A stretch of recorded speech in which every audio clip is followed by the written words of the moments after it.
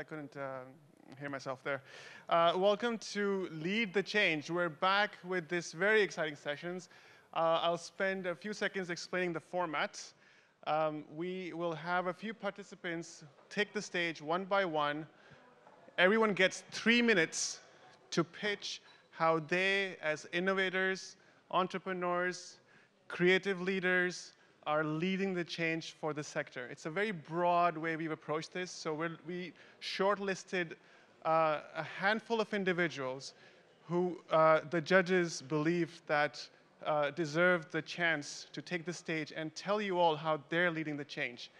And as for the judges, we have our wonderful judges seated right in front of me here on the white chairs. We have Naji from Rotana. A hand for Naji, please.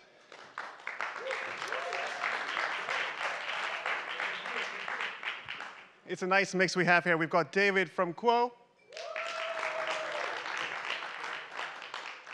And we have Fritz from Studio 49. So each of the participants get 3 minutes to pitch to our judges, and then the judges will get 2 minutes to ask questions, and then we move on. So everyone gets 5 minutes in total, right? So let's move on quickly and make sure that we have the first participant. Can we get the first participant, please? The next slide. Mala? All right, we've got Alex Toledano from VISTO. He's the president. Welcome, Alex. You'll have 3 minutes, and when it's your last minute, oh, sorry. The clicker is right there. Clicker. This is forward? Yeah. Great. And at the end of it, when it's 60 seconds left, I'll just give you a quick note. Okay. All right. All the best. You. So thank you all. Normally, we don't think about art as being a place to innovate in hotels, and I understand. But we're pretty excited about some of the things that are developing in the years to come. And I thought the best way to start would maybe be to look backwards first. So what we call art and hospitality 1.0. This is the way that art was being done in hotels for a very long time. The idea was for the art to more or less be invisible. It was to sit in the background, provide a beautiful thing to look at that's colorful, usually abstract art that was being selected by interior designers to look good in the hotel. But it was essentially, the function was to be boring, essentially. And now what's happened, we've had a big evolution in the last 15 years. Art has become something new. There's been this professionalization through art consultants, and we now have art as a storytelling device. The ideas in the art are as important as the visuals in the art itself. And what we're seeing here is that this has added a lot of value to hotels in the long term by being able to help guests understand what a hotel is about, to help the brand of the hotel and the experience within the site. But what we're proposing at VISTO that the future will look like, what we're calling 3.0, is really making art an experience at the hotel, a real experience, by activating it. And right now, we're not seeing that level of activation in hotels. It's starting, but we think this is going to be the future. And we're not just going to see big wow moments, which we will. We're not just going to see partnerships with major galleries and artists and their powerful brands, but there's going to be a lot taken from museums and exhibitions in galleries. The way that they're curated and the way that someone goes to them to learn and to come out of them with having experienced something and taken something away from it. So this will go beyond the local, and it's very likely to be something that is surprising to guests. We want them to Final minute.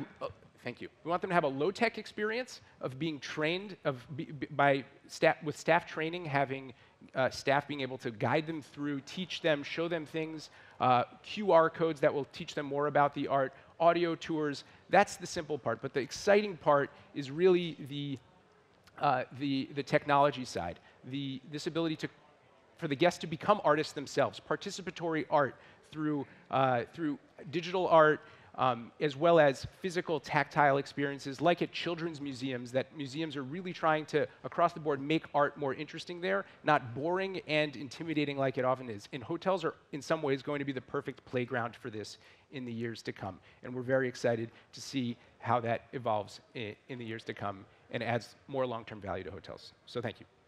Thank you very much, Alex. Let's on to the judges. Yes, please. We'll try and be quick. Alex, can you give us a little bit, something a little bit more tangible? Yeah. So for example, something that we see as being really exciting, it's very easy for art to be covering walls in a space. Let's just take a lobby, for example, where an artist has come and painted all the walls, or with screens has created digital walls. With AR, for example, augmented reality, there are many artists right now who are designing to accompany their paintings that a guest could come with their phone, they don't need an app or anything, and could start drawing on top of their piece, could start playing with it, making their own version. And guests could be doing this all day long, and that what happens the next day or later on in the day, that the guests' works are being combined by the hotel and placed layered on top using projections, for example. So this could be done in real time, this could be done afterwards, but there's this opportunity for guests to really participate in the art making themselves, making it like a fun attraction, like a game to play. How much can that be personalized? Sorry? No. How much can it be personalized? How much can each room change? Everything could be changed every day. There's really no limit to that. There can be permanent art, there can be fully temporary art that can be projected, it can be with screens. It's really, all options are possible with the new technologies, and we think that that's going to make art a lot more interesting and make it come out of the walls and into the experience of the day-to-day and the property. Besides digital, if you are talking about local and supporting local artists, would you be able, as a guest, to walk into a room or a ballroom, find the art piece that you like, tag something or whatever, buy it and take it with you? That can always be set up, and you can even do more than that. You could do more than just being able to buy it. You could have artists coming into the hotel on a regular basis, making art within the hotel, turning it into the artist studio, which is something that some very few hotels, usually resorts, have done in the past, but it's an opportunity to give guests, to let guests see the art making experience and take it home with them as well. Is there? Thank you very much. That's, I'm afraid, all the time we had. Thank you. That was VISTO. Thank you. Thank you very much. Thanks. All right, so this is how we'll continue moving. I'll welcome our next speaker is Judit from Conceptional. So all the best, Judit. You've got 3 minutes. I would like you to imagine the following scenario. What if profit and planet can coexist harmoniously? And what if sustainability is not really just a buzzword, it's more of a way of life and an integral part of the operations in the F&B industry? It sounds very utopian. Yes, it sounds very utopian, but this is the vision that I would like to share with you today. At Conceptional, we asked ourselves the question, does the F&B industry really understand the level of impact climate crisis has on the sector? Our world is crumbling. We don't need to look far to see wildfires in Greece, floods in Libya, or the sea levels rising, threatening coastal communities like the Netherlands, where we also came from.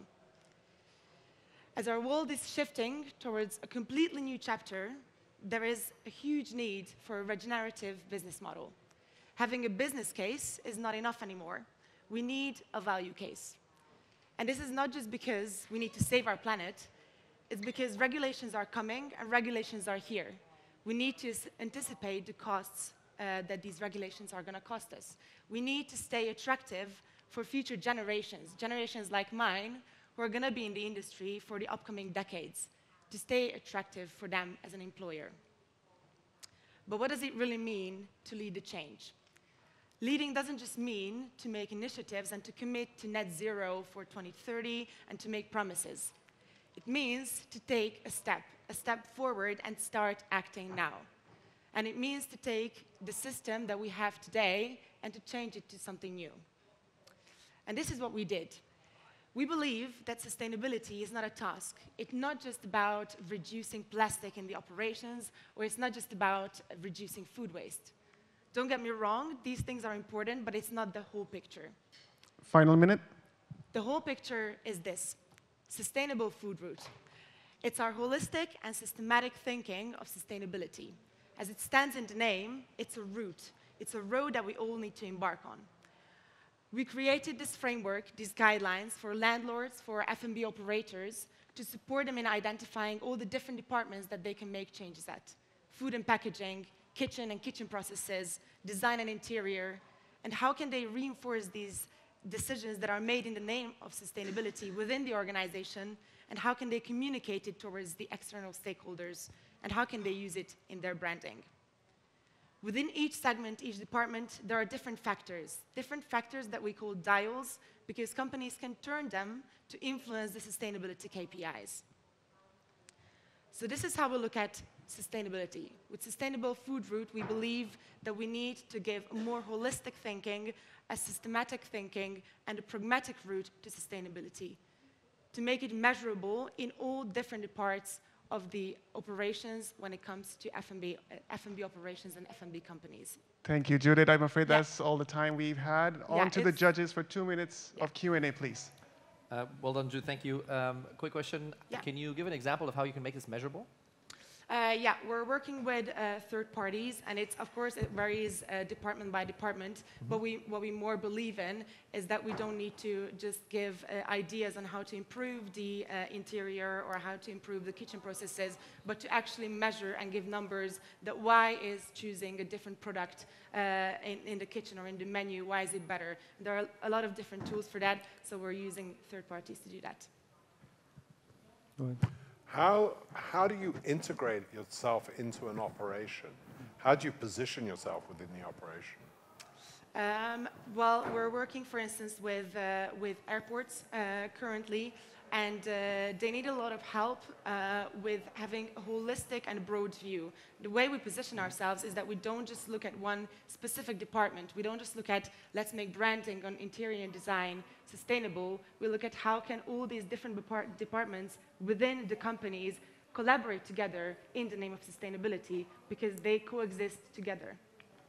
So it's basically collaborating with the, for example, operator and the operators, let's say consultants, contractors, suppliers, as a third-party strategist, let's say, or yeah, consultant? well, we're supporting them with creating this strategy. That's an actionable strategy, and we're trying to make all the different departments at the companies work together to understand how each of them work and how can sustainability work for each of them.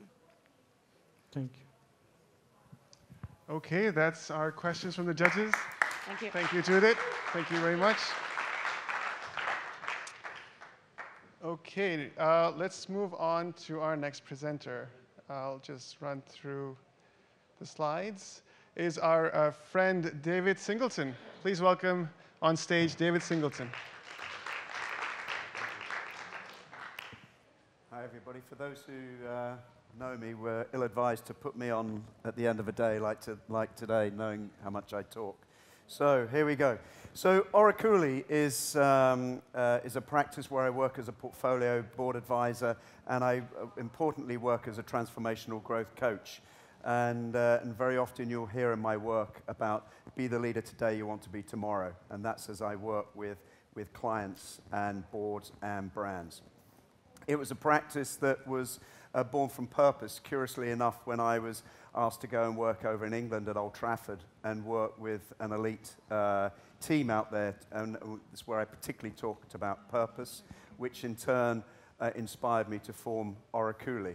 And ōrāculī is something that I work on particularly when it comes to going what I call beyond boundaries. Beyond boundaries is the book that I'm writing at the moment. It's about how do we create authentic, purpose-driven goals. It's about how do we put ourselves right into the future, picking a point in time, and then absolutely going there and manifesting that. I talked in Riyadh earlier on in the year about our always-on culture, our always-on environment, and about how do we look after ourselves, our home, our work, and what I call our fourth dimension, when we actually do focus on ourselves and the power of the absolute balance in our world. And that is something that I thought I needed to work on particularly. And I'm working with 4 guys at the moment in their 40s and 50s. And one of the things that was constant about them was their drive to create their purpose-driven goals, something that they asked me to help them with. And the first thing I asked them to do is go and see a holistic doctor that I work with. And one thing that was constant about their desire to Final minute. change, thank you. But the other thing that was constant was in each and every single one of them, they had a cardiac age 12 years above them, above their real age. Every metric, every health metric was deep in the red. And it was that causes them to actually work and stay with me. So I got loads of stuff I want to talk about today. But the one thing that I will leave you with in thinking about that, and the same doctor who I believe saved my life 7 years ago when I was training to run a marathon. And he told me, you are a statistic waiting to happen. Do not run this marathon. We read about people in their 40s and 50s dropping down dead. And one thing that I would say, how balanced are we in our life when it comes to self, home, work, and our alchemy? How much do we focus on that? And I would pretty much guarantee it will be single numbers that those people could put their hand up in this room and say, yeah, that's me. I got complete balance in my life. It's bullshit, actually. We don't look after ourselves in the way we should. And on that note, David, that's your time. On to the judges with 2 minutes of questions, please. How can you make this movement, let's say, more scalable to save more lives, as you say? The book I'm writing, Beyond Boundaries Beyond, is... Beyond the book. I'm going to tell you. So this is how I create my authentic purpose-driven goals. I don't want to work 1-to-1 and charge you $500. The book will enable me to talk to 1-to-1,000 at the same time. How can I inspire a wider audience around the world and not just in this single room? And it's something I care deeply about.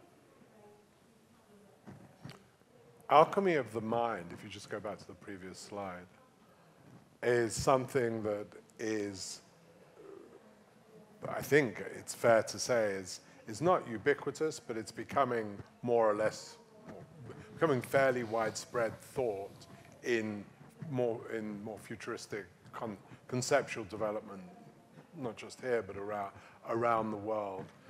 What precisely, apart from that you'll impart in your book,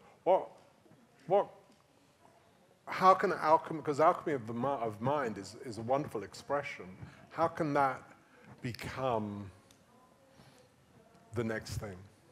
I think it's what was once taboo is now essential in our world. How can we really focus? How can we clear our mind of all this? We're like a terrain full of shit, you know, and until we clear that from our mind, how can we be creative? How can we look after ourselves? How can we care for our families? And how can we care for our workforce?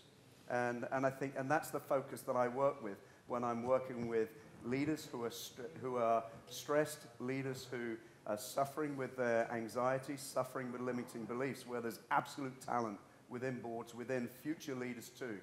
And believe it or not, I'm working with men and women in their 20s already struggling through overcommitment, overstressed, and all of that. So I believe that it is something, and I can prove it within what I do, where I'm working with brands and organizations and companies. It's unfortunate I can't talk about all of them because it's something that I do behind closed doors. But those who know me know the impact that I do have locally and I do have with teams. Well, thank you very much, David. Thank you, That's David. our time. Thank you. Very inspirational stuff there. Let's move on to our next presenter now. We have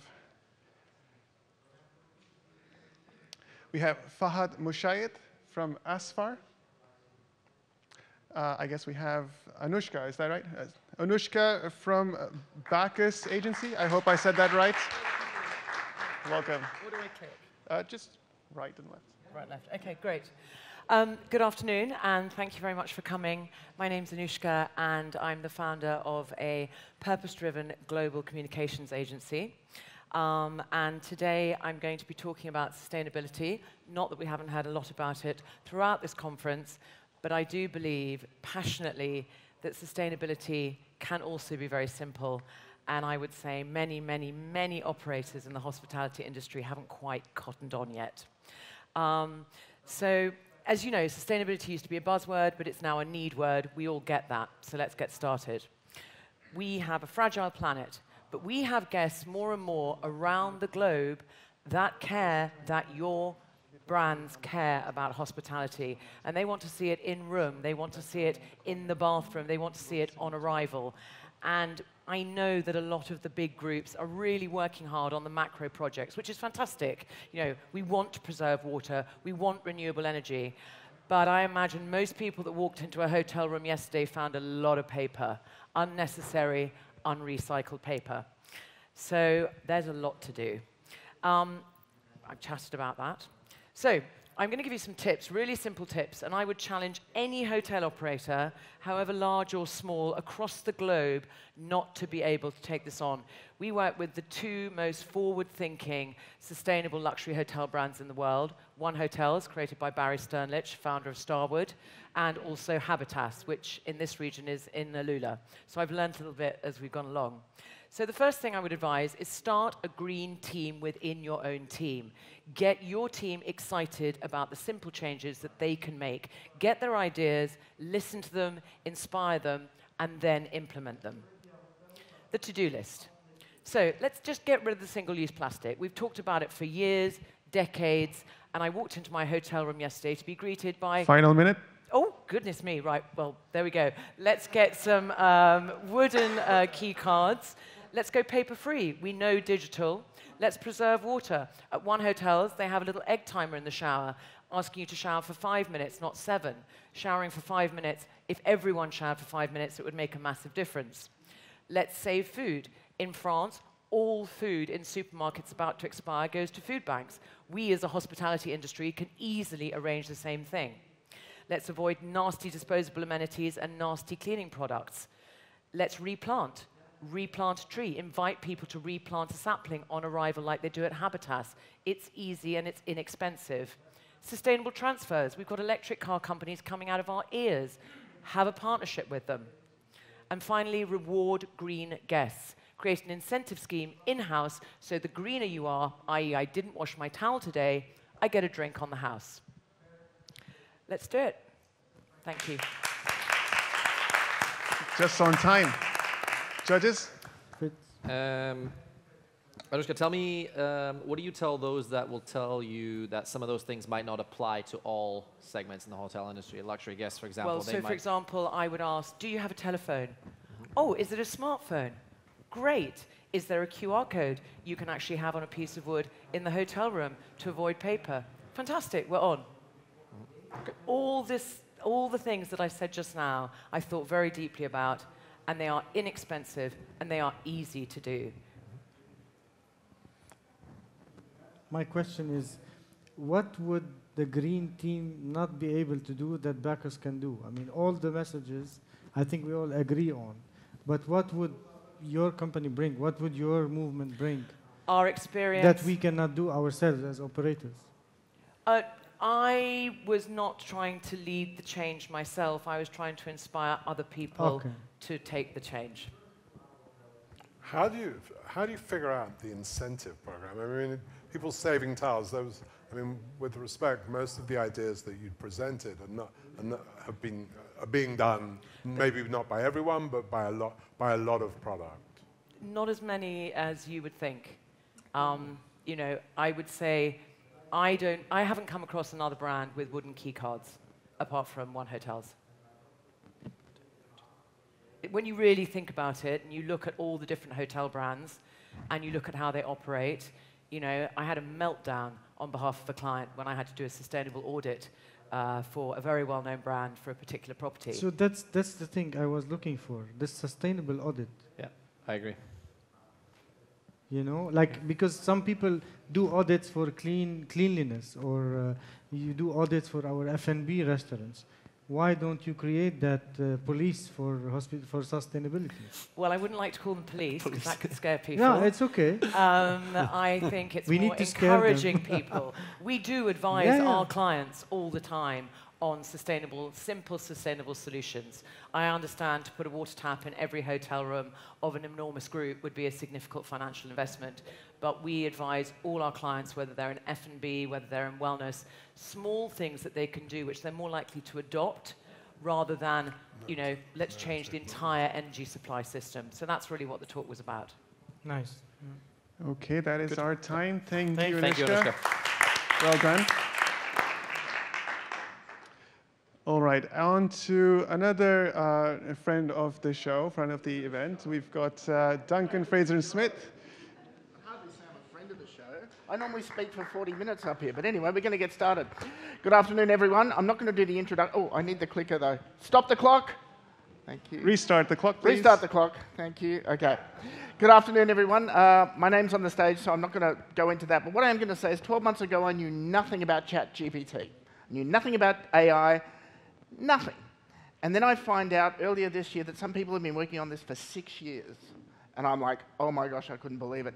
So much so that in the last 2 weeks, I met a gentleman, he's actually sitting here in the room, who we as Glee Hospitality Solutions are going to be partnering with very soon, who has a company. Now, I want you to all take your mobile phones out and write this down on a piece of paper. iblinkx.com. Okay, iblinkx.com. This is revolutionizing the way data is used in the food and beverage industry. And I am super excited to say that we look forward to working with him. But he has taken a lot of the human repetitive processes out of the F&B journey. And I just wanted to highlight the fact that he's here. Junaid, raise your hand so everyone can see it. There he is at the back. Now I'm going to dive into a more specific area of where AI is really affecting us in the moment. And this is called AI forward data-driven market location and benchmarking intelligence, okay? So what we do here is imagine if you could walk up to your mobile phone and say, where and what restaurant concept should I build/open at Circular Quay in Sydney? Now, it would take one of my team 6 to 8 weeks to come up with a market intelligence report that could produce me those statistics. But there's a company out there called SpotQuest.ai, who we work very closely with and have been for the last 4 months, that take that information and generate a report for you. So this report shows us the Sydney market. The graph on the left is high price, medium price, low price. Then you've got the Sydney restaurants by cuisine, popular versus least popular.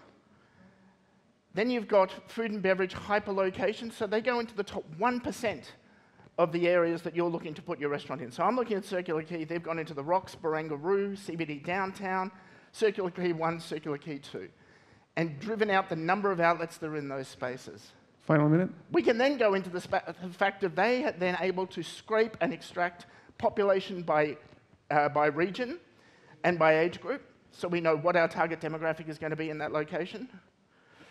And then we can go into the competitor's price point.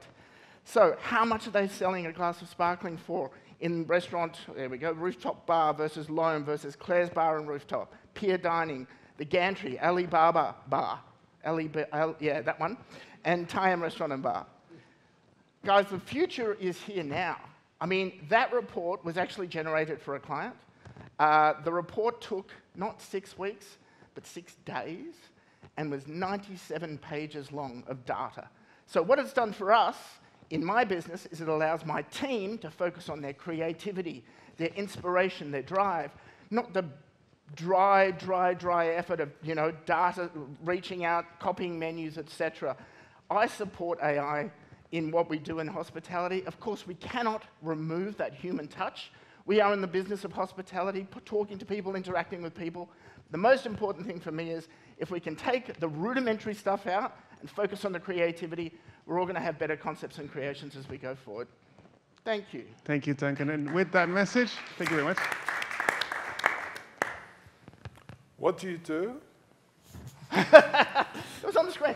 So I'm an author. I wrote a book called Create to Plate, which is actually the 12 main steps in going from vision to creation in a restaurant journey. but I'm the managing partner of a restaurant consultancy firm called Glee Hospitality. So what I want to understand is for your purpose, I understand that you're leveraging AI data from SpotQuest or from whichever platform you're using. How does it make Glee Hospitality a more powerful layer? From a point of view of leading the charge, I mean, we are having meetings with clients now where they're going, we don't want market intelligence, we want to act now. And I can actually say to them, well, we can act now. We can have you a report by the end of the week, not the end of 2.5 months or 6 weeks. So where it's giving us greatest exposure is our ability to streamline the concept creation process, because obviously to start with, market research, concept creation, brand identity, they're the kind of the first 3 processes. But really understanding that market and being able to walk up to a client and say, here's a report. I've taken 85% of my gut work out of it, and I'm giving you 85% data, and I'm topping it off with the 15% of the cream on the cake, you know, which is my gut feeling based on what all the data is pointing me towards. It's changed the way that we deal with our clients. Owners see it because they actually get a report that they know has been driven by a piece of AI tech that isn't going to come and bite them on the streets or anything like that. But it takes the guesswork out of the equation.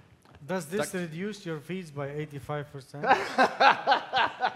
No, but what it does do is it reduces my labor in that channel. I was going to ask you, you said in 6 days. Yeah. How many people do you lose, like jobs do you lose in 6 days? No jobs, because I get to repurpose them. Yeah, no, I understand. It's a tough crowd. That's good. But I get to repurpose them in more of the creative and the fun and the engaging and the, you know, all of that stuff, which is much more important, better use of their time and space. I agree with your last sentence about the creative. You're a great entrepreneur, Duncan. Final question. Go. What are you doing for the community?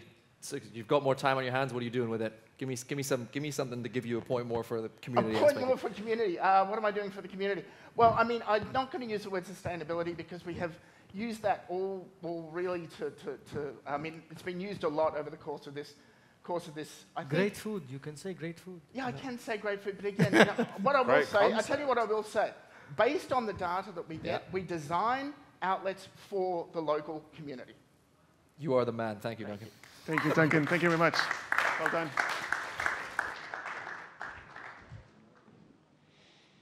Okay, do we have Paul ready? I have Paul from RAL Global. Welcome, Paul. RLA, but yeah. Can't believe I got to follow Duncan. Oh, it's RLA Global. Excuse the typo, I'm sorry. It's RLA Global. It is. Oh, yeah, Ralph. We're a colour now. So what does RLA do to lead the change?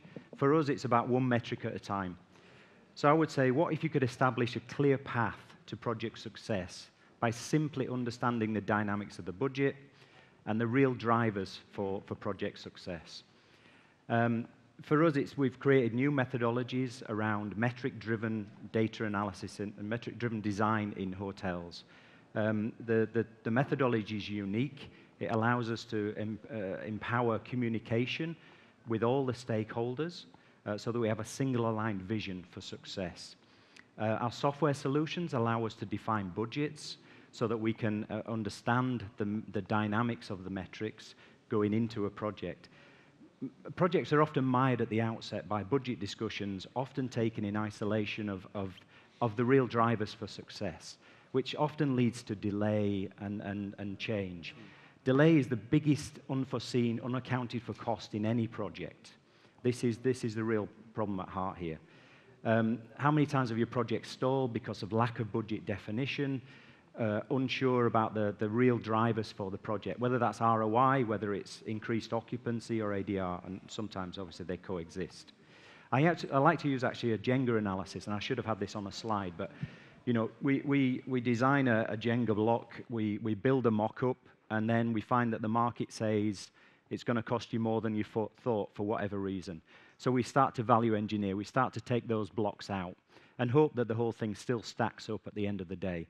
This, for me, is about compromise. Everybody, the clients, the designers, the project team, all get compromised through that process, and the projects get delayed. So how do we add value to this process? Final minute. So what I say is, how in less than 60 seconds, I can redefine your project and save you months of value engineering by simply understanding the metrics for success, having a single aligned vision. So we improve communication. Our approach correlates current and future metrics, especially in renovation cases. It allows us to plot sensitivity analysis, asset value. It even allows us to plot the standstill cost, the cost of doing nothing, so we can demonstrate to clients the importance of certain, again, with the drivers. It also allows us to plot the cost of delay, which is more important. The system works for hotel renovations, full hotels. It works for restaurant renovations and new build. We've also created an experiential analysis tool that allows us to take these financial metrics, align them with the internal and external metrics of a property so that we can advise owners and investors on how this concept is going to affect the experience of that project. So even with restaurants, I'll take restaurants, I'm following Duncan, but we can define occupancy, we can impact very strategic design decisions aligned to seat numbers, concept, dwell time, and cover charge, for example. So hotel design for us should not be just about aligning a space to a number of keys or a set of facilities. It should be about driving real value into the assets, driving customer and guest experience through efficient operation, and it should be about having a single aligned focus on sustainability, obviously, because we that's part of the reason why we're doing a lot of these renovations, but also on the investment. Paul, sorry to interrupt. I'm afraid that's our time. Finished? Yes, That was good. just a few seconds over. But we'll give the judges a couple of minutes to ask you questions. I don't have a question, but I can relate a lot to what you are saying, because I think in renovation projects in specific, we don't have time. The hotel should be operational. We don't shut down the hotel operation. We have a limited budget, and we have, of course, we need to change something, Yes. All these parameters, plus sometimes the budget is not very clear. Value engineering is a big word sometimes. Yeah. I think studying the project from the beginning is very important, and I've done it many times. The more you study and kind of perfect the details of the start of your project in a renovation, the more successful it is. And most of the time, a cost consultant is very important, but when they are good cost consultants. And I mean by that is that they do enough saving that their fees are basically free for the owner. Yeah, so you kind of pay them from the savings, and that's I relate to this. This is not about cost. It's not about metric. This is about a methodology and communication. But it leads to a lot of that as well. Yeah, so, absolutely. I mean, I can say if the market says it's going to cost you 2 million more, rather than spending 2 months value engineering, I can in 60 seconds I can change the metrics. We can look at it. We can challenge. Is it ADR? Is it occupancy? Is it the investment metrics? Is it the phasing metrics? 60 seconds, 12 million. An extra 2 million. That 60-second estimate, which is very impressive. It used to be 30 seconds, but I've made it a little. Okay, well, whatever it is. And it literally is 30 seconds. But in an incredibly short amount of time, you can measure a concept and you can measure change, or you can identify change within a concept. How much will that change the essence of what you're of what's being created? Well, that's what concerns me. Well, what you're doing is safeguarding. You're stopping that compromise. If your budget overruns, the marble becomes porcelain, the leather becomes plastic. So actually, we can drive those original concepts, those original ideas into the project. This is not about cost cutting. This is not about cutting corners.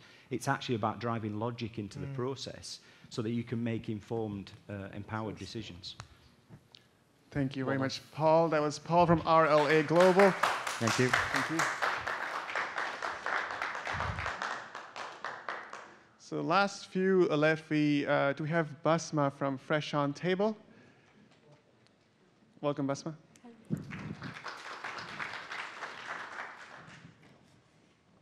Hello, I am here to share a story with you of passion, purpose, and transformation. A story how FreshOnTable is leading the change in the dynamic and ever-evolving food and beverage sector. So FreshOnTable started here in UAE back in 2019. And what we did is we saw a gap or a disconnect between the fresh local produce that this nation was beginning to grow and the F&B sector that could benefit from it. What we did is simply we bridged that gap.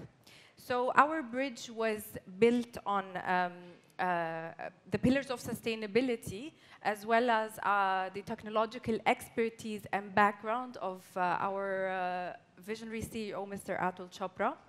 And our mission was simple. It was to bring the sources of consumption and production closer together in order for us to have a more sustainable and efficient ecosystem.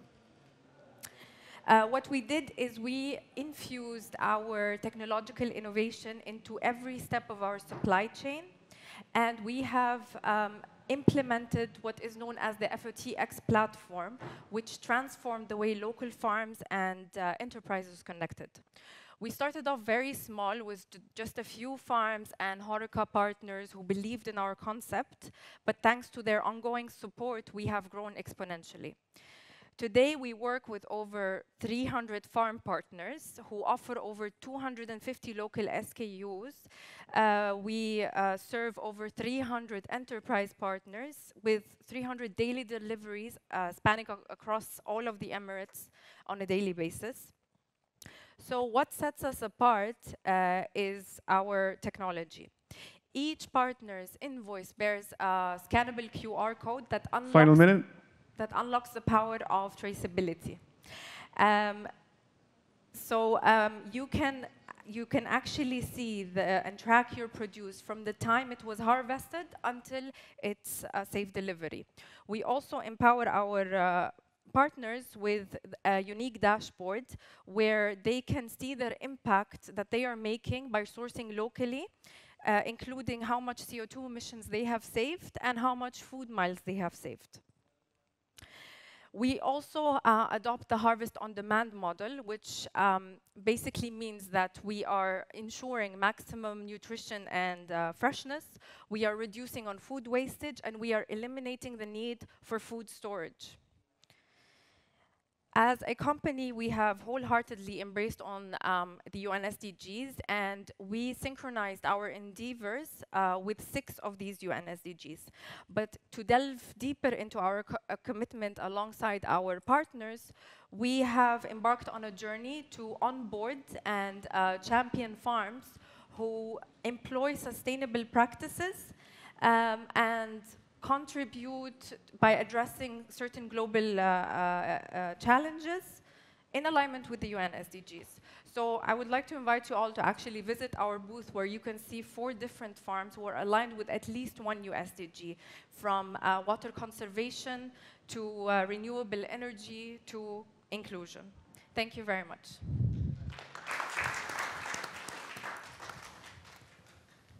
Me. Thank you, and Basma, well done. A question: How do you bring this message out into the world? So clearly, there's a lot there. There's a lot you're doing well. There's a dashboard that makes it measurable, all very clear. How are you telling the world about what you're doing? So with every partner that we work with, we raise awareness on whether it's local produce, whether it's on our sustainability mission, whether, I'll give you a simple example. For example, recently we have started working with Zayed Hire organization, where people of determination do local goat cheese, handcrafted here in UAE. To raise awareness, we need to tell people, and this is what we do, that this is part of the UN SDGs, which is inclusion and reducing inequality. So whenever, let's say, a hotel is ordering this product, we make sure that the message is all across wherever they are placing the goat cheese. Let's say it's in a breakfast buffet, all the messages are going to be around all the venue stating that this is made by people of determination, and by supporting this cause, you are being sustainable and you're being in alignment with the UN SDGs. Sorry. So you mentioned the dashboard. I'm interested to know if, let's say you said to know, for our partners to know how much they have saved. Yes. So if they know how much they have not saved, do you fix those inefficiencies? Do you report them? Do you have any system to kind of go back to your partners and tell them, guys, you should have saved so much, but you didn't?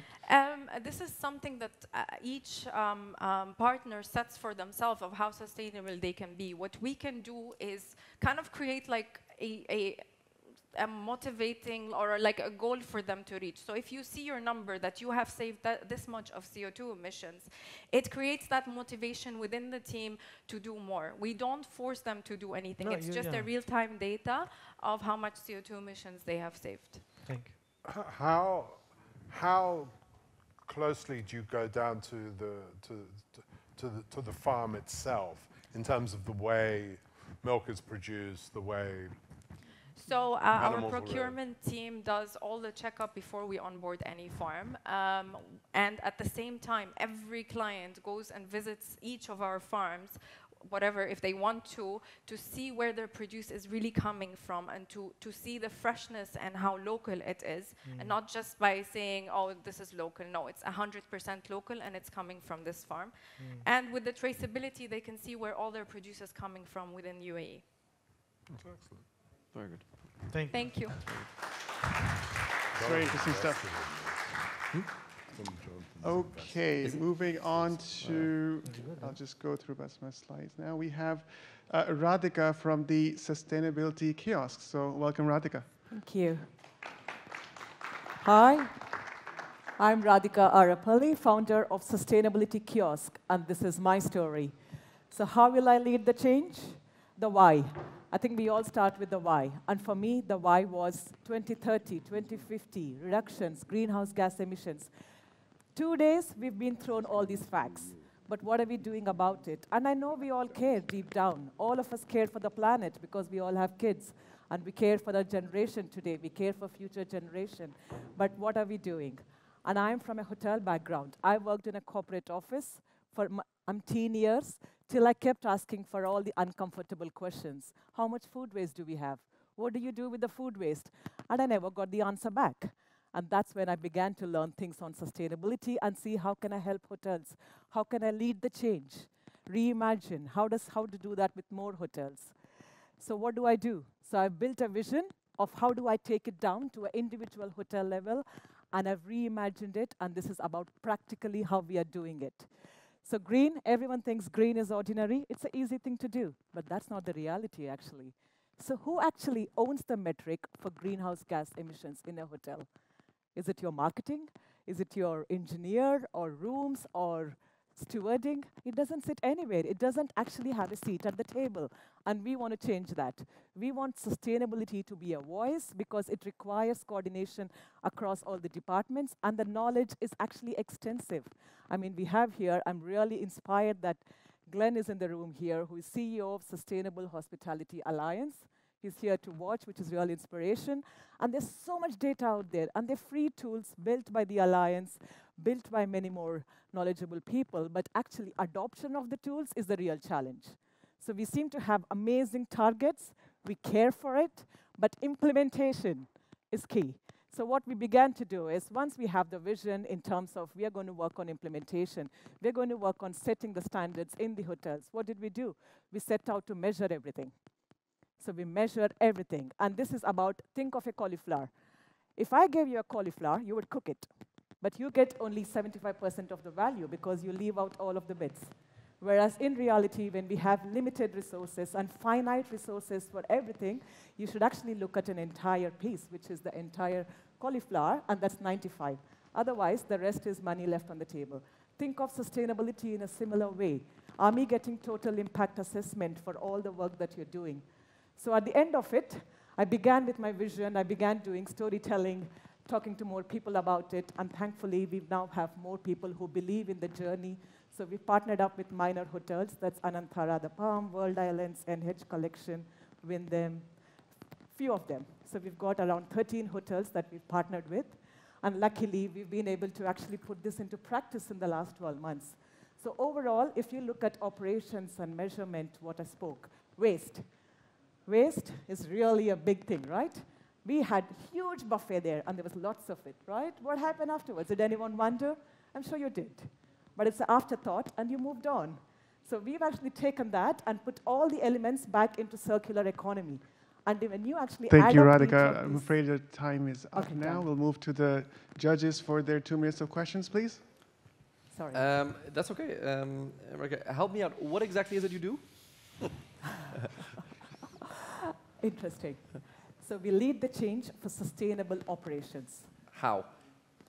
Hand-holding hotels. Yeah. So we have a couple of things. We are data-driven. We have tech platform. Yeah. So on the platform, we have suppliers that you could go look up for yourself in terms of, I want to do energy retrofit. What do I do? So you go to Sustainability Kiosk, you click on energy, you have a list of suppliers, you could pick and choose in terms of what fits your model. Second, we handhold hotels. Some of them are like call us and say, but we need someone who actually works with us on a regular basis. Then we enter into a retainer. And then we have dashboards. Dashboards are really, you don't need us.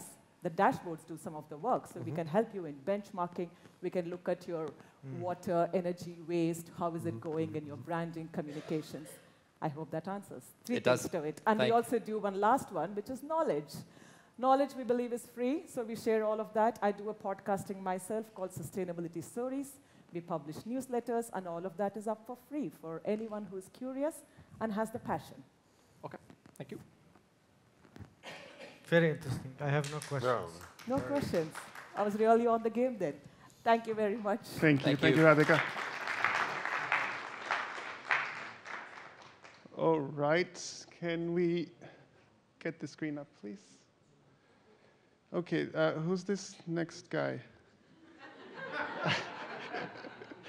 So before we do the judging bits, which is all very exciting, I did want to use this platform to try and pitch within 3 minutes what we, the bench, are doing to lead the change.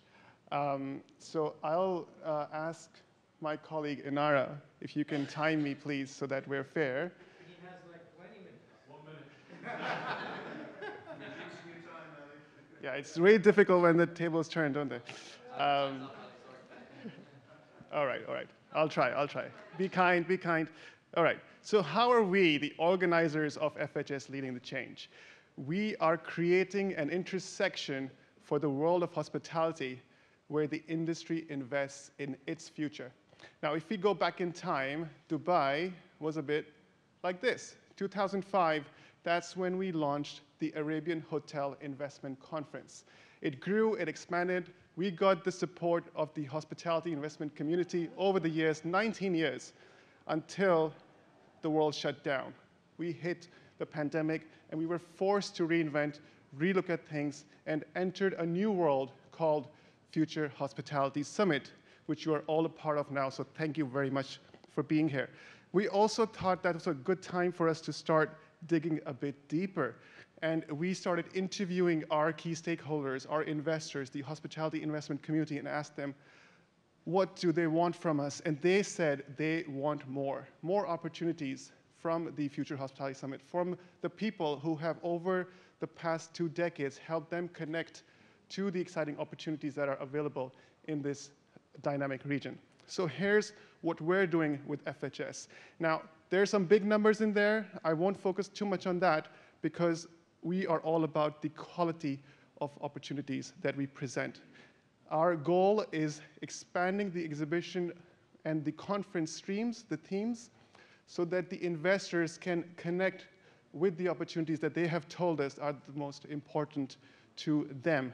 So we are back at the Madinat next year. We're doubling capacity. So you will see a space that is 2 times the size of the space you see here today. And we are using that space to bring in exciting projects and country pavilions. This is both from a showcasing perspective as well as an exhibition perspective. And we've got the new themes like technology and innovation as well, because that's what they want to hear from as well, as we've seen today as well. So sustainable construction is an exciting opportunity where modular hotel construction is a place where we want to bring them in and showcase what they're doing to keep it sustainable, keep the investor ROI high. The world is completely different now when it comes to operational real estate. We've got co-living, co-working, the post-pandemic property looks so different. So, we're bringing you all these exciting experiences. We're facilitating matchmaking. We're creating more memorable experiences. And into FHS World 2024, expanded, reimagined, packed with opportunities, our largest summit yet.